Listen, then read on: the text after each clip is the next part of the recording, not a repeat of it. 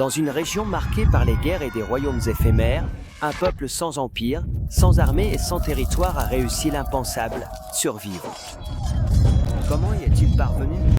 Ce n'est pas grâce aux armes, mais à une idée très puissante et à une union à travers ces traditions, portées par un but ultime. Voici l'histoire du peuple hébreu, une histoire de promesses, d'exil, de foi et de résilience.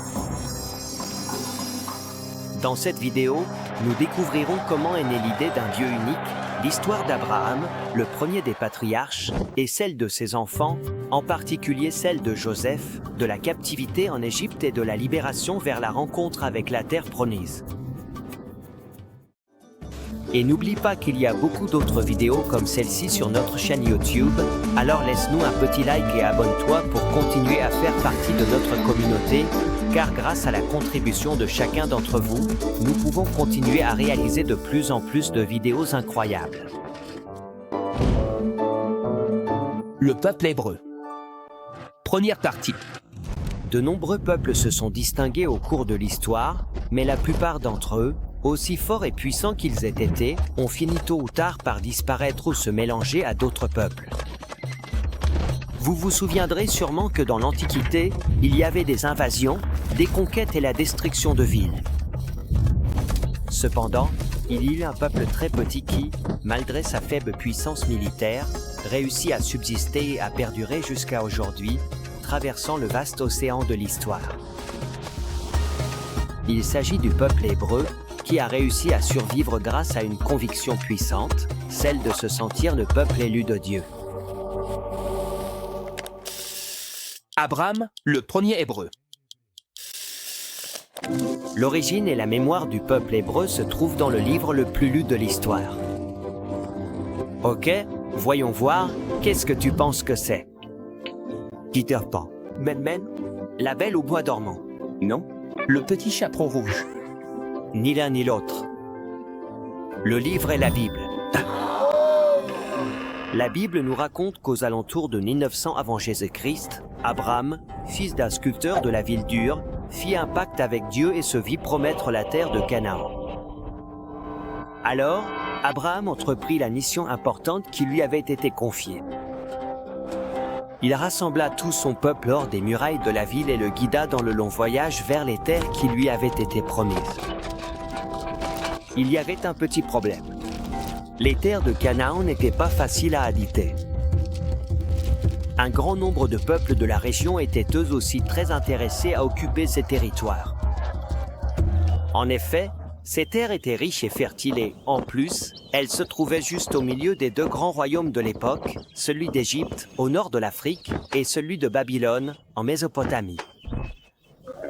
Ces deux royaumes extrêmement puissants se disputaient ces territoires, car d'innombrables routes commerciales y passaient.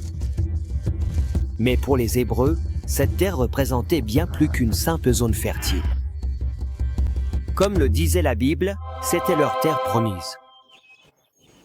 Mais le pacte qu'Abraham avait conclu avec Dieu impliquait une chose de plus. Lui et son peuple devaient renoncer à toutes ces religions qui adoraient de nombreux dieux et des idoles taillées dans la pierre, pour commencer à respecter un Dieu unique, créateur de toutes choses. Une idée peut-elle être plus forte qu'un empire? Que signifie être le peuple élu? Et comment une promesse peut-elle rester vivante pendant plus de 3000 ans? Dis-nous ce que tu penses de ces questions dans les commentaires et n'oublie pas que tu peux rejoindre la chaîne pour voir toutes nos vidéos sans limite, en plus d'autres contenus exclusifs réservés aux membres. Et patriarche. Moi, Abraham, j'ai été le chef de mon peuple, disons, le premier patriarche. Un patriarche était le chef de la famille, mais il était aussi le chef religieux et la personne qui imposait les lois. La femme du patriarche, ses enfants et les enfants des familles proches dépendaient de lui. À la mort de l'un d'eux, c'est l'aîné qui lui succédait, c'est-à-dire le premier garçon de chaque famille. Le premier-né d'Abraham fut Isaac, et celui d'Isaac, Jacob, qui devint célèbre parce qu'il eut 12 fils, et chacun d'eux devint patriarche de sa tribu. Ce furent les 12 tribus originelles du peuple d'Israël, le peuple qui suit les enseignements et la parole de Dieu. La captivité en Égypte. Parmi les fils de Jacob, qui étaient aussi les arrière-petits-fils du grand Abraham, Joseph avait une grande vertu, il rêvait de choses qui se réalisaient ensuite. Un jour, Joseph raconta l'un de ses rêves à ses frères. Dans ce rêve, ses frères le louaient en s'inclinant devant lui. Cela provoqua tant de jalousie chez ses frères qu'ils le jetèrent dans un puits, puis le vendirent à une caravane de marchands qui se dirigeait vers l'Égypte. En Égypte, Joseph fut réduit en esclavage puis emprisonné. Cependant, sa réputation d'interpréter les rêves parvint jusqu'au pharaon lui-même. Le pharaon raconta à Joseph que son rêve lui avait d'abord montré cette vache très grasse, puis cette autre vache, mais très maigre. Joseph avertit le pharaon qu'après cette année d'abondance viendrait cette année de pénurie. Le pharaon fut convaincu et décida de le nommer son vice-roi. « Tu seras mon vice-roi ». Lorsque les années de famine arrivèrent dans toute la région, l'Égypte avait stocké beaucoup de nourriture. Pendant ce temps, les 11 frères de Joseph, désespérés par la faim, voyagèrent avec leur famille jusqu'en Égypte à la recherche de nourriture. Joseph les accueillit, leur pardonna et les protégea. Mais ce bien-être n'allait pas durer longtemps. Un nouveau pharaon était devenu le dirigeant de l'Égypte et, contrairement au précédent, il craignait les Hébreux et les maîtrisait profondément. Alors il les réduisit tous en esclavage, les soumettant à de terribles mauvais traitements. L'esclavage en Égypte dura 210 ans, mais un jour allait naître un homme qui deviendrait le grand libérateur, un véritable héros. Et cet homme s'appelait Moïse. Qu'a fait Moïse pour libérer les Juifs de l'esclavage? Comment étaient les 7 plaies que Dieu a envoyées sur l'Égypte pour qu'elle libère son peuple? Est-ce que cela s'est vraiment passé en Égypte? Trouve les réponses à ces questions en rejoignant notre chaîne YouTube. Une fois que Moïse a libéré son peuple de l'esclavage, il a dû errer environ 40 ans dans le désert. Pendant cette période, Moïse est monté sur le mont Sinaï, où il a reçu de Dieu, du Dieu lui-même, les tables de la loi qui contenaient les 10 commandements. Ces commandements constituaient un code de conduite que tous les Hébreux devaient respecter. Les Hébreux ont protégé les tables dans l'Arche d'Alliance et les ont transportées à travers le désert. Dieu mettait son peuple à l'épreuve avant de leur permettre de retourner dans la terre promise tant attendue de Canaan. Utilisons notre boussole du temps pour découvrir d'autres codes de conduite de l'Antiquité. Moïse a reçu de Dieu les tables de la loi. Elles constituaient un code de conduite que tous les Hébreux devaient respecter, les 10 commandements. Ces lois étaient si importantes pour les Hébreux qu'ils ont même construit le grand temple de Jérusalem pour les protéger. Et pourquoi ce code de loi est-il si important? Est-ce que ce ne serait pas mieux si chacun faisait ce qu'il voulait? Pas forcément. Imagine que chacun fasse ce qu'il veut et qu'il n'existe aucune règle de conduite entre les êtres humains. Les gens pourraient voler, mentir ou même tuer sans être jugés par les autres. Donc, avant Moïse, tout le monde se battait entre eux et seule la loi du plus fort s'appliquait.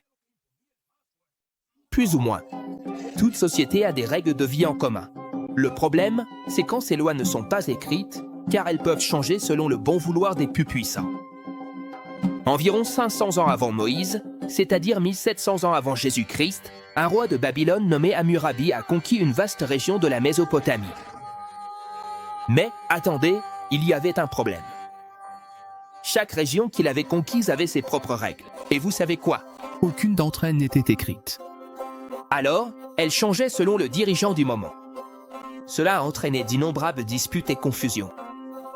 Hammurabi a décidé de trancher net et a gravé sur une grande colonne de pierre le premier code de conduite de l'histoire. À partir de ce moment-là, il n'y eut plus de doute sur les comportements à respecter et, comme c'était gravé dans la pierre, personne ne pouvait le modifier à sa guise, pas même les rois. Prochainement, dans la deuxième partie de cette civilisation passionnante. C'est ainsi que les Hébreux décidèrent de nommer un roi fort et capable de combattre tous leurs ennemis. À la fin du XIe siècle avant Jésus-Christ, le bon juge Samuel, un jeune berger nommé David, se distingua parmi tous et défia le géant Goliath, chef de tous les Philistins. David vainquit Goliath en usant de son intelligence et non de sa force. Avec seulement une fronde, il asséna un coup précis au géant, juste entre les yeux. C'est ainsi qu'il vainquit les Philistins et atteignit l'objectif de vivre en paix sur la terre promise et de faire de Jérusalem la capitale politique et religieuse du royaume.